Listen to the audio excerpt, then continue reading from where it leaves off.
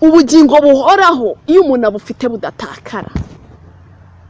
Kuko tekereza umuntu uri muri Kristo nawe akaba ari muri mu Mana.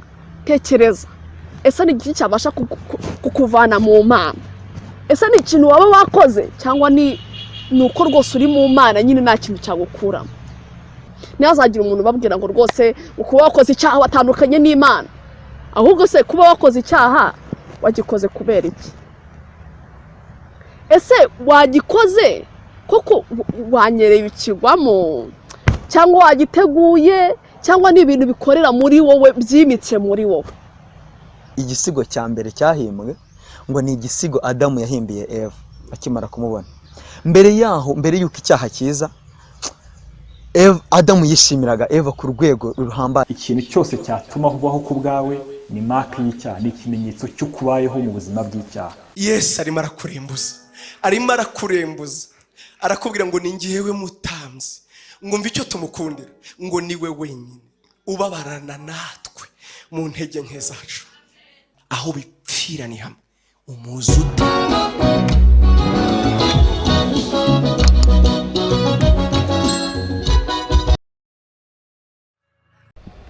Reka tubasuhuze mwese muteze amatwi kandi murimo kureba ibiganiro byacu kuri UKIZA TV.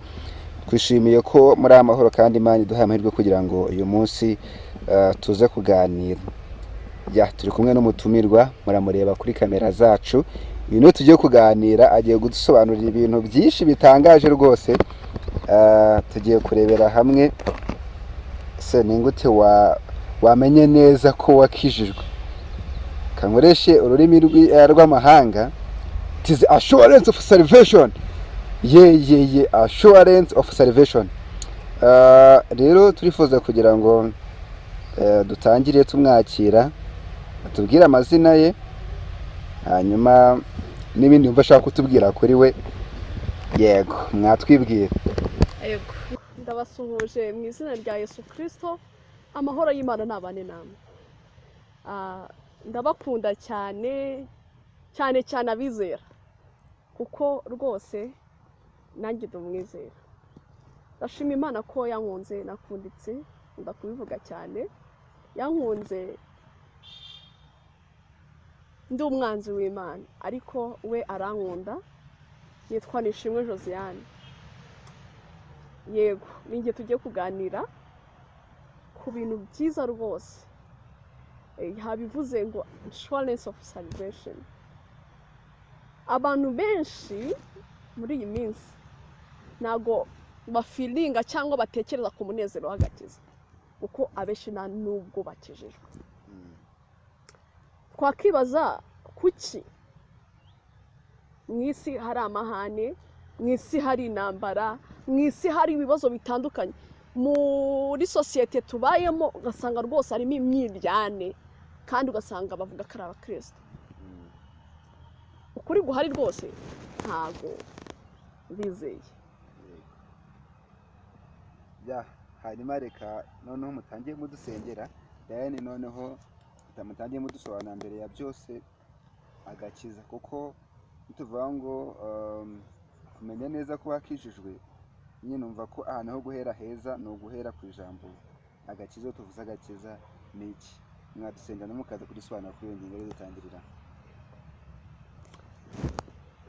Turagushimye cyane Imana nziza, tugushimiye ko wabanye natwe ukaturinda, kandi tugushimiye ko ikiruta byose waduhaye Kristo kugira ngo aze mu isi apfira abari mu isi b'abanyabyaha, afate igihano kibakwiriye, maze abaho ubugingo buhoraho, maze bazabane n'Imana. Ibyo nubishimirwe, kandi tugushimiye ko rwose wemeye ko aya masaha tuganira ku magambo y'Imana, ayo yandikishije mu byanditswe byera ari ryo jambo ryayo. Yemerera rwose gomeze kuduha umutima wari muri Kristo Yesu, kugira ngo tubashe kugaragaza imbuto nziza muri twebwe zibonerwa mu kwizera Yesu Kristo. Amen. Ego, ngiye kubasangiza ese agakiza ni iki? Ese wabwirwa n'iki kuwakijijwe? Ese ni izihe mbuto z'agakiza? ese umuntu wakijijwe wamureba ukamumenya cyangwa ntabwo wamumenya? Agakiza turi kumvamo ijambo gukiza, kandi hakiri umuntu urwaye cyangwa umuntu ufite ikibazo. Bakunda gukoresha umuntu wabuze amafaranga, iyo yabonye bavuga ko yakize. Ariko ntabwo nje kubabwira mu bintu bijyanye n'amafaranga, ariko nje kubabwira agakiza k'umuntu wari urwaye bitewe n'icyaha, ari umwanzi w'Imana ku bwa kamere y'icyaha ikorera mu muntu wese utizera. Uwo muntu aba ari mubi, ntabwo aba ashobora kwihuza n'Imana, cyangwa se nta nubwo Imana ishobora kumwemera. Abo bantu bakunda kubita abanyabyaha. Ariko iyo uwo muntu amaze kumva ubutumwa bwiza ari we Yesu Kristo, ubutumwa bwiza bwose buvuga Kristo n'umugambi mugari w'agakiza ku bantu, nuko yaje mu isi agafata igihano cy'ibyaha, umujinya ya Imana ari kuzashyira kuri abantu b'abanyabyaha ikawushyira kuri Kristo. Umuntu ubyizeye cya gihano cy'ibyaha ntabwo kiba kimureba, abakijijwe. Abakijijwe urubanza rw'iteka rwa rundi Imana izaciraho abantu bose batizeye Kristo. Iyo umuntu yizeye ibyo ngibyo abahindutse umwana w'Imana. Niho bakoresha ijambo ngo ndakijijwe cyangwa ngo narakijijwe, bitewe n'igihe byabereye mu buzima bwawe. Iyo umuntu amaze kwizera uwo Kristo, kari we ushobora kumuhoza n'Imana, kuko we ni umunyabyaha adashobora gukira. Naho uwo muntu yaba ari mico myiza, wa wundi muvuga ngo ni inyangamugayo, ngo ni umuntu mwiza muri sosiyete abayemo, ariko atarizeye Kristo, kuko muri we harimo kamere y'icyaha idashobora kunezeza Imana. Naho yaba ameze gutyo atarizeye, ni umunyabyaha imbere y'Imana. Niyo mpamvu dukeneye Kristo kugira ngo yongere aduhuze n'Imana. Rero umuntu maze kwizera ibyo akabona ko adashobora kwihuza n'Imana, adashobora kwikiza, akizera Kristo wafashe icyo gihano, akumva kuko burya Kristo yaje kubwe kugira ngo nawe ababarirwe, yongere asabane n'Imana. Iyo umuntu abyizeye atyo aba akijijwe, kandi ikimenyetso cya mbere kimuzaho ni Umwuka Wera. Umwuka Wera cyangwa Roho Mutagatifu aza mu buzima bw'umwizera, aza mu buzima kugira ngo amuyobore, kuko hari umwuka wakoreraga muri we, wa wundi tuvuga ngo ni umwuka ukorera mu batumvira bose, ari we Satani ndetse n'iyindi myuka mibi. Umwuka Wera ataza gutura muri bwa muzima bwa wa wundi wimuye icyaha mu buzima bwe, akavuga ngo rwose sinshaka kwiyobora. Niyo mpamvu abantu bakunda kuvuga ngo nemeye Yesu ko ambera umwami n'umukiza. Kuba ari umwami nuko rwose umwami aza mu buzima agategeka. Umwami yari mu gihugu aba afite ingoma ye, kandi rwose aravuga ngo nimukore iki, abantu bakagikora. Kuba ari umukiza nabwo nuko rwose hari ikintu agukijije. Abantu bakunda kuvuga ngo nakijijwe ibyaha, abandi bakavuga ngo nakijijwe urubanza rw'iteka. Ariko nje kubabwira yuko wamubaza se guki ukora icyaha, akavuga ati rwose simbizi, nuko ndi umunyabyaha. Iyo umuntu amaze kwizera ya kamere nyine, Mwuka Wera aza muri we kugira ngo ya kamere utagomeza kumuganza, ahubwo iganzwe na Mwuka Wera. Agende acisha bugufi kamere ikorera muri we, ahubwo Umwuka Wera agomeze kuganza mu mutima we. Rero uwo mwuka iyo aje mu buzima, kuko ari umwami, arakubwira ngo kora iki, kora iki, kora iki. Ariko hari igihe tutumvira Mwuka Wera, ugasanga ari kutubwira ikintu nk'urugero, umuntu akakubwira nabi, ukumva umuntu umwe arakubwira mukubita urushyi, umuntu agusuzugure, umuntu akubwire nabi, aguhindura imwe imbere y'abantu, undi mwuka akakubwira ati uramenye nutukisha izina ry'Uwiteka wamenye. Uramenye uri umwana w'Imana nubwo bari kukwanga ariko ngiye nagukunze. Rimwe ukaba wakumvira wa mwuka mubi ari we Satani. Ariko niyo umwumviye ntabwo bivuze ko mwuka wera aba yagiye. Ahubwo arakomeza akakubwira ngo wagiye kure yanjye, garuka mwana wanjye, naragukunze nubwo uri kungomera. Ukabona ububi bwawe rwose ukongera ugaca bugufi ugasaba Imana imbabazi, ariko atari kugira ngo yongere kwemera. Mwuka wera uri mu buzima niwo ushoboza abantu gukora ibyiza. Ugasanga umuntu yizeye ari umusambanyi ku rwego rurenze, cyangwa ari umwicanyi, cyangwa ari ibindi byaha birenze twebwe mu isi tuvuga, ariko rwose ibyaha byose imbere y'Imana birangana. Akamushyiramo urukundo, atangira kubona ibyaha akavuga ati biriya si ibyanjye rwose, akumva arabyanze bitavuye mu mbaraga ze, ahubwo bivuye mu mbaraga z'umwuka wera. Uko arushaho gusoma ijambo ry'Imana, uko arushaho guterana n'abera, uko arushaho kuganira n'abandi bantu ku ijambo ry'Imana, birutuma arushaho kugenda kura. Aribyo bintu abantu mu matorero yacu dukunda gukoresha kugwingira ngo mu gakiza, ngo uyu muntu arakuze mu gakiza. Nuko rwose umwe aba aruta undi mu buryo bwo kumenya ndetse n'imyitwarire afite mu nzira y'agakiza. Rero birashoboka ko umuntu yagwingira, ariko ntabwo biba bibujije ko atari umwana, bitewe n'uko nagafata ijambo ry'Imana ngo arye akure. Ugasanga rwose ntabwo umuntu agira umuhate kandi yarizeye wo gusabana na bene data. Ariko rwose ndize kubabwira yuko umuntu nyakuri wamaze kwizera, yamaze kwizera ntabwo abiyoberwa. Uramubaza ngo arizeye? Yego. Wizeye kubera iki? Nuko yizeye Yesu nk'umwami n'umukiza w'ubuzima bwe. Kuba ari umwami nyine twabonye ko ari ubuyobozi. Nimba atakuyobora ni ikigaragaza ko atari umwami wawe.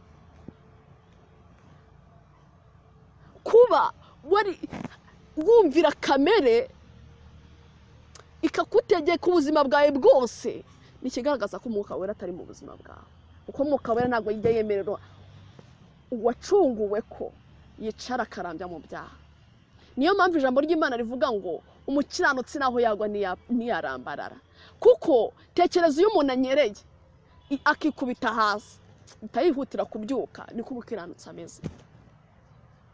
Ariko ndababwira neza yuko ubugingo buhoraho iyo umuntu abufite budatakara. Kuko tekereza umuntu uri muri Kristo nawe akaba ari mu Mana. Tekereza, ese ni iki cyabasha kukuvana mu Mana? Ese ni ikintu waba wakoze, cyangwa ni uko rwose uri mu Mana nyine nta kintu cyagukuramo? Dutekereze neza, wongere ukurure wibuke, ese koko urakijijwe? Ese wakiriye Yesu nk'umwami n'umukiza w'ubuzima bwawe? Ese upfuye wajyahe? Ntabwo umuntu ahinduka umwana w'Imana kuko yapfukamye akihana. Hari indirimbo nkunda cyane ya 91 mu gakiza, mu gushimisha, ivuga ngo ibyo twakora byose n'umwete wacu wose n'agahinda gasaze n'amarira adashira ntabwo byashobora kudukuraho ibyaha. Rero dukeneye umuntu ugomba kuduhuza n'Imana. Iyo yaduhuje nawe, urugendo rusigaye ni ukwezwa no gutungana. Kwezwa ni urugendo bene data. Kwezwa ntabwo ari ikintu kiza kano kanya. Uko umuntu agenda abaho, nk'uko umwana avuka akagenda bakamufata akaboko bikagera aho bamurekura, ni nako natwe tumeze mu gakiza. Hari aho umuntu agera akaba bamuhereza byose, bakamufata bamukamusunika. Ariko rwose ndabwinginga ko umwana nyamwana ni ukunda kurya, kandi kurya kw'ijambo ry'Imana no gusoma ibyanditswe byera ibyo Kristo yandikishije, kandi rwose agaharanira kubana n'abera, akanga icyaha ari gisa nacyo akakizinuka. Niko kwitunganya nyako. Abantu benshi barapfukama kubw'umuhango, kubwo gutinya icyaha, bakavuga ngo Mana mbabarira. Ariko kwihana nyako ni ukwemera ko Yesu rwose ari we ushobora kugukiza ibyaha, kandi ugaca umukato kuri icyo cyaha ukavuga ati rwose sinzongera kugikora ukundi, nshaka gusanga Kristo, kuko Kristo yera nanjye nshaka kuba uwera. muri iyi si nshaka kubaho mu buzima bukiranutse ariko ntubikore kugira ngo wemerwe ahubwo ari kugira ngo rwose urusheho gusanga Kristo wa wundi wagukunze udakunditse. Ubwo nibwo buzima umwizera wese akwiye kubaho. Abantu bose muri iyi si bagize kwizera kumeze gutyo, isi yabona amahoro n'umutekano, kuko baharanira kwera nk'uko Kristo nawe ari uwera. Baharanira kuba abantu bera babana n'abandi neza, kuko Kristo yadukunze tudakunditse, nakuvuga ngo gukunda bene data nuko natwe yadukunze akatwitangira, nk'uko umugore akunda umugabo we akamuguyaguya akamwitaho cyane, akamufata akamujyana. Ni nako Kristo yakunze itorero akaryishyira. Natwe rero dutegetswe gukunda bene data, dutegetswe gukunda n'abanyabyaha, dukeneye kubakunda tukabereka urukundo rwo muri Kristo Yesu kugira ngo rwose babashe nabo gukira. Ese ujya ugira umutwaro w'abandi bantu batarakizwa? Ese bundi wowe warakijijwe? Ese ufite ibyiringiro by'agakiza witeguye kuzabana n'Imana atari byo wakoze kubw'amaraso ya Kristo yonyine, kandi atagira garanti, atagira iherezo, gusa itangiriro ryo rirahari, kuko atangira igihe wamwizereye, ubundi iherezo ryawe rikazavuga kubana n'Imana. Ntihazagira umuntu ubabwira ngo rwose kuba wakoze icyaha watandukanye n'Imana, ahubwo se kuba wakoze icyaha wagikoze kubera iki? Ese wagikoze koko wanyereye ukigwamo, cyangwa wagiteguye, cyangwa ni ibintu bikorera muri wowe byimitse muri wowe? Ese Mwuka wera akorera muri wowe uramwumvira se? Ndabasabira kugira ngo rwose mwizere Yesu. Nimumwizera muzabaho mutagira ubwoba, muzabaho mu munezero udashira, muzabaho muhimbaza urukundo rwe, kuko umunezero atanga abisi ntabwo bashobora kuwutanga. Kumwizera nta kintu twabinganya, niwo munezero w'agakiza nababwiraga. Kandi rwose mube umucyo w'isi, kuko Kristo yaje mu isi aba itabaza, amurikira abari mu mwijima. Rwose nanjye naramubonye, ndamwizera, none mbayeho ubuzima bwo guhimbaza Kristo. Ubu naho ndiho naho napfa nzi ko nkundwa na Kristo, kandi rwose maranira kugaragaza Kristo mu buzima bwanjye. Murakoze cyane, Imana ibakunde igomeze kubishimira, kandi rwose muharanire kuba abemerwa n'Imana binyuze mu kwizera Yesu Kristo. Amen. So hanyuma umuntu ashobora kwibaza ese koko nuko nyine turi mu isi duhura n'ibintu byinshi bitandukanye, kandi kankoresha iterime ko bishobora kutugusha. Yego. So aho ngaho nta ruhare umuntu yaba afite mu kugira ngo arinde aka gakiza kataza gutakara? Ikibazo nyacyumvikana. Okay, agakiza ntabwo gatakara, kandi nta n'uruhare rurimo kugira ngo ushobore kurinda agakiza. Agakiza gatangwa na Kristo wenyine, kandi rwose aba yaragafashe akagashyira mu Mana, ndetse nawe ubwawe. Ubundi umuntu iyo amaze kwizera ntabwo aba ari we ukiri muri iyi si, kuko ubuzima bwe, roho ye iba yarazamuwe ikajyanwa mu ijuru. Niyo mpamvu naho njyewe ndi umunyabyaha, iyo Imana indebye ntabwo imbona nk'umunyabyaha. Niyo mpamvu nta n'ikintu na kimwe twakora ngo dubashe kurinda agakiza kacu, kuko mu buzima bwacu bwa buri munsi turi abanyabyaha. Nshobora kutabeshya, ariko ugasanga rwose ndebye umuntu, mubonyemo undi muntu rwose muvuze nabi, nshobora no kudasohora ijwi, ariko rwose ugasanga nkoze ikintu kibi rwose mu mutima bigaragaza ubunyabyaha bwanjye. Njyewe ubwanjye ntabwo nanezeza Imana, ariko hari undi muntu waje kugira ngo atume unezeza Imana. Rero uko kunezeza Imana ntabwo bituruka mu mirimo wakoze n'ibyo wakoze, ahubwo bituruka mu kwizera Yesu Kristo. Niyo mpamvu agakiza umuntu atakarinda cyangwa ngo atakaguyaguya, kuko Kristo yarakishyiriye. So hari urugero nshobora gukoresha mu kumva niba mwemeranya nanjye. Ubwo ni nko kuvuga ko umwana iyo abyawe n'ababyeyi nta kintu yakora ngo bamubyaruke, biba ari Ikinyarwanda. Okay. Ariko noneho kandi nubwo batamubyaruka muri Kinyarwanda ntabwo Imana bw'uburenganzira bwo kuba ubuzima ashaka nibanga ashaka ni mu buryo nyine butarimo gushimisha ababyeyi nubwo batanamubyaruka ntacyo bivuze. Bimeze nkabyo kuko umwana iyo avutse ababyeyi bamuha ibyo kurya bya buri munsi, ariko birashoboka ko umwana yakivumbura ibiryo akabicira, ariko ntabwo bivuze ko umubyeyi atakomeza kumuha ibiryo. Ni nk'uko Kristo yadukuze tudakunditse ni ubwo buryo, kuko ntabwo tuba abana mu rugo kuko tubishaka, ahubwo rwose twabaye abana mu rugo kuko twisanzemo. Iyo umuntu amaze kwizera yisanga mu muryango w'abana b'Imana, kandi rwose Imana tuzi ko idukunda kurusha cyane uko ababyeyi bacu badukunda. Nimba umubyeyi yatubyara ntatujugunye, tukaba twakora amafuti natwange, Imana mutekereza ko ariyo yatwanga?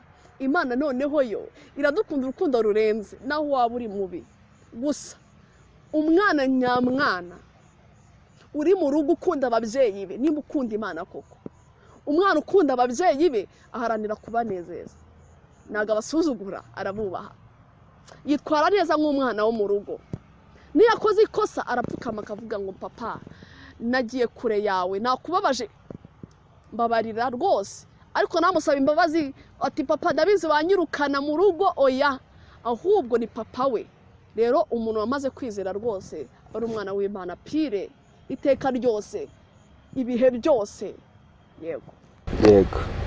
So hanyuma rwose reka tubashimire bwo kudusobanurira kuri iyi ngingo yo gusobanukirwa uburyo abizera barinzwe muri Kristo.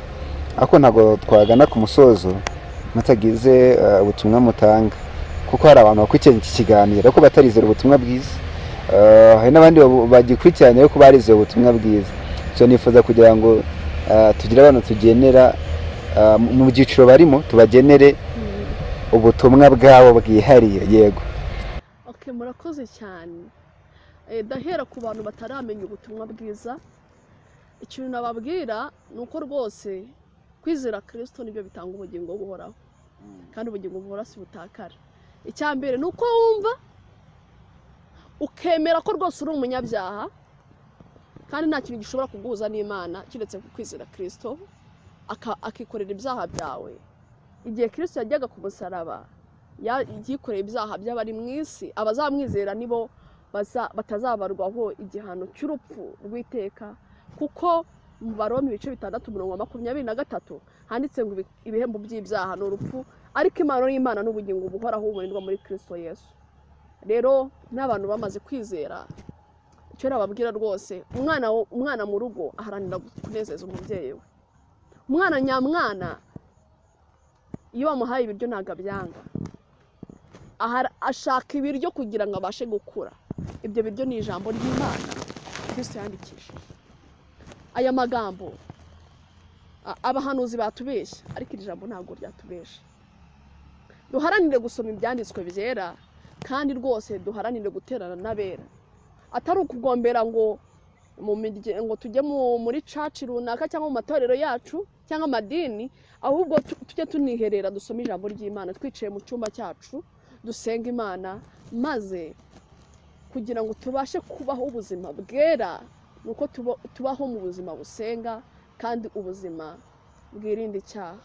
Rero bakundwa bene data, duharanire kugaragaza Kristo mu buzima bwacu niba twaramwizeye by'ukuri.